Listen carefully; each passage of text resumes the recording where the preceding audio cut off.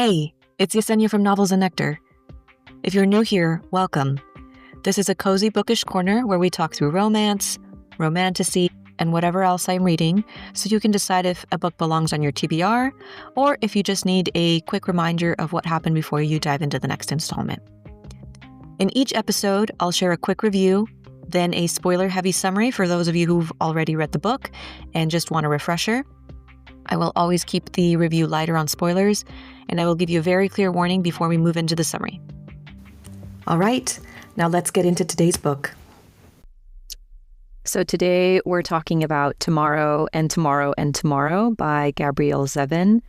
And before we get into it, here are a few quick stats. This is a literary fiction, coming-of-age story, very character-driven, and there is a big aspect of video games. The vibe is a little messy. The story can feel a little frustrating at times, but it's also quite beautiful in others. And it's told in a mostly third-person point of view, following multiple characters across multiple years. In regards to spice level, there's no real spice. This is more of, like I said, a coming of age. It's not very romance forward. There are a few intimate moments, but all behind closed doors and not really the main premise of the story. And just as a warning, there is grief, loss. There's an aspect of disability and chronic pain. We do see some sexism, industry misogyny, and some violence. So be sure to check out the content warnings before jumping in. All right, so let's get into the review. So going into Tomorrow and Tomorrow and Tomorrow, I wasn't quite sure what to expect. I'd heard it was a story about friendship, and I had gotten a special edition of the book. And so just looking at the cover, you kind of already know that there is going to be some video game elements to it, but not really what I expected. It was more of a layered story, both beautiful and also sometimes very deeply frustrating. I will say, though, I really did appreciate Zevin's writing style. It felt very poetic and immersive, but also very easy to read, surprisingly.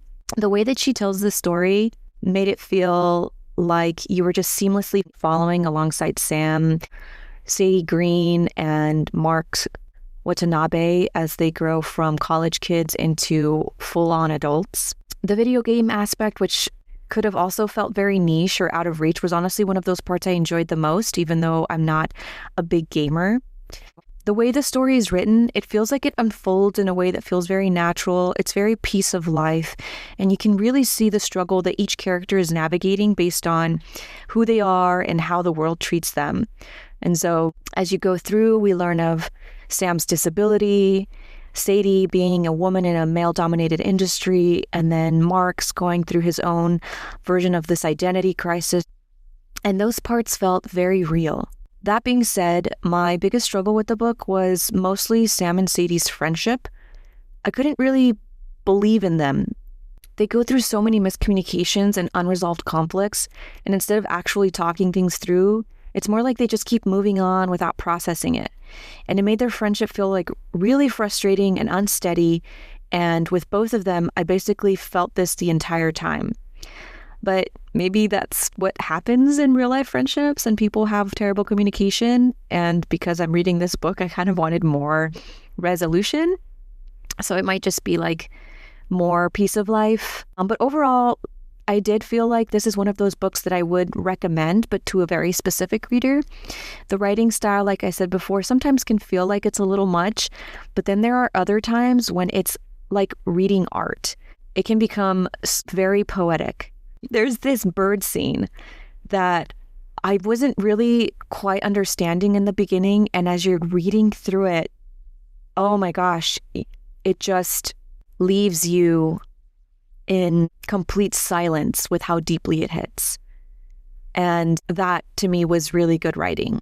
So overall, I did feel emotionally tugged at some points, but I also felt like with the story in general, we never really got full closure. The ending for me felt like Sam and Sadie never really reached the full potential of their friendship because of just such poor miscommunication.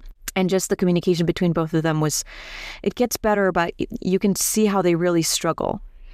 But still, for the right reader, I think this is a really nice reflective work, very nice coming of age story, and it does land beautifully if you are looking for more piece of life type of story. All right, so now moving on to spoilers. I'm going to go ahead and walk through a summary of Tomorrow, Tomorrow, and Tomorrow. So if you have not read it yet and you want to go in blind, this is your cue to pause here, read the book, and then come back if you need to. And if you're still listening, you're okay with spoilers, and we're about to get into it. So Sadie Green and Sam Mazer first meet as kids in a hospital. Sadie is there because her sister Alice is being treated for cancer. Sam is there because he's being treated for a broken foot after a serious accident that also ends up killing his mother, Anna Lee. When the book opens, Sam hasn't really been speaking to anyone, but he ends up talking to Sadie because they end up bonding over video games. And that ends up becoming their thing. They connect very quickly and they become close friends and spend time together regularly at the hospital through this shared world. But eventually there is a misunderstanding that ends up breaking their friendship apart, and they don't speak for years because it turns out that Sadie lied to Sam and ended up working with one of the hospital staff to get him to continue to talk and socialize. And when Sam finds this out, he's really hurt and broken and feels like their friendship only existed because somebody told her to do this and because of the positive feedback that she gets from other people. It's because of the service that they feel that she has done for Sam. And so they fall apart. Then years later, in 1996, Sam ends up seeing Sadie in a subway station in Boston. And at this point, Sam has been studying at Harvard and Sadie is a computer science student at MIT. Sam reaches out and they reconnect, picking up again in a version of their friendship that they had long missed with each other. After reconnecting, Sam ends up suggesting that they make a video game together. And we learn that Sadie is already a very talented designer, and Sam is especially good at puzzles and building mazes. So they decide to combine their skills and create a game called Ichigo. The game ends up becoming a major success, and they end up having one of Sam's roommates come in and help, Mark Watanabe. The game ends up becoming a major success, and with the help from Sam's roommate, Mark's, the three of them start a company called Unfair Games. As their company grows, the story follows their personal lives alongside their work. Sadie, we learn, comes from a very wealthy white Jewish background. Sam is part Korean, and after his mother's death, he was raised by his Korean grandparents, Dong-hyun and Bong-cha Lee.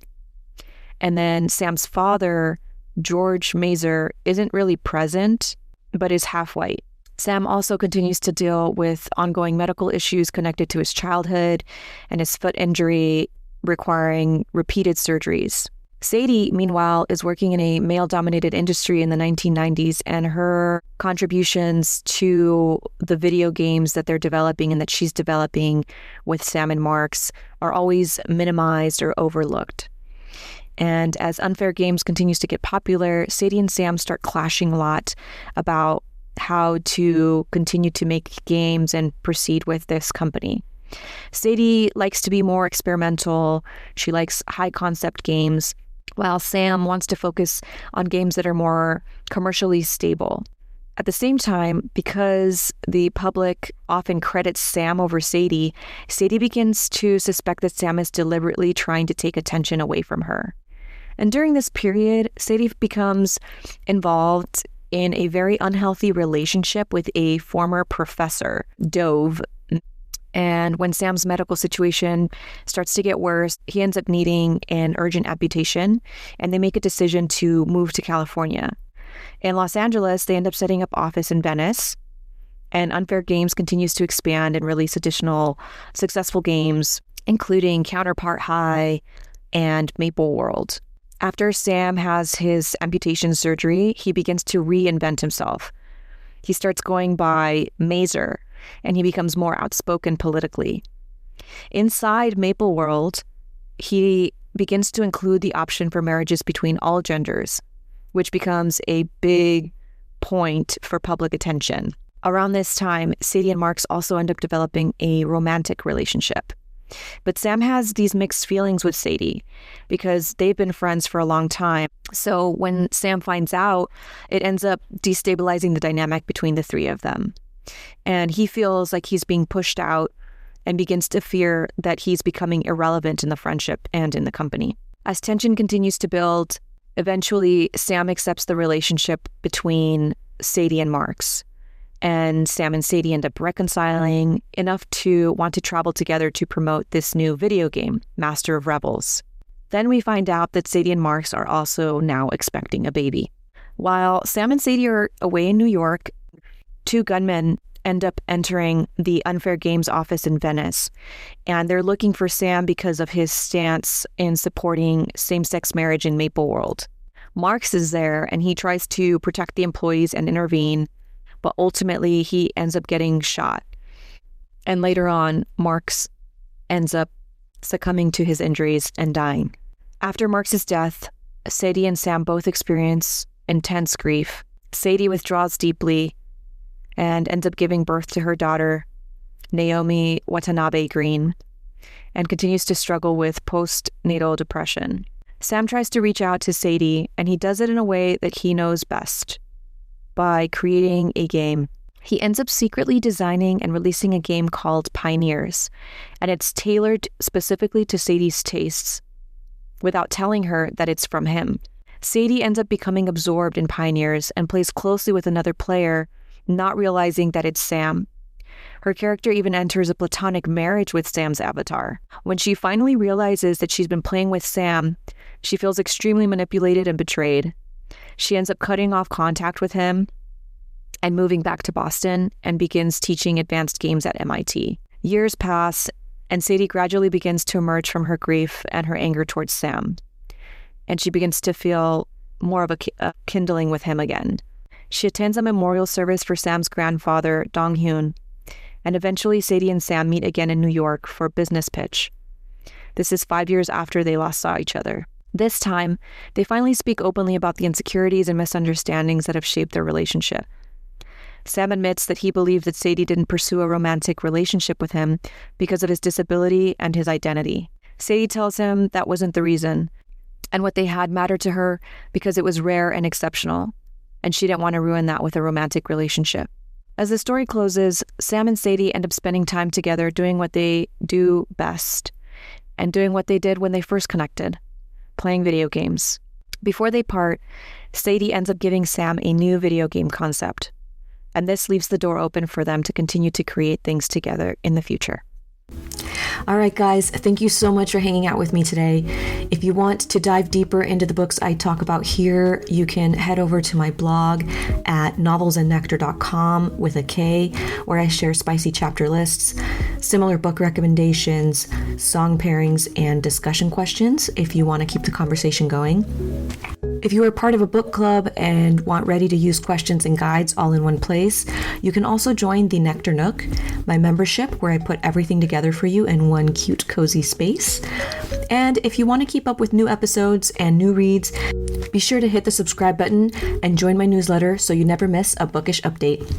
Thanks again for listening, and I will see you in the next one.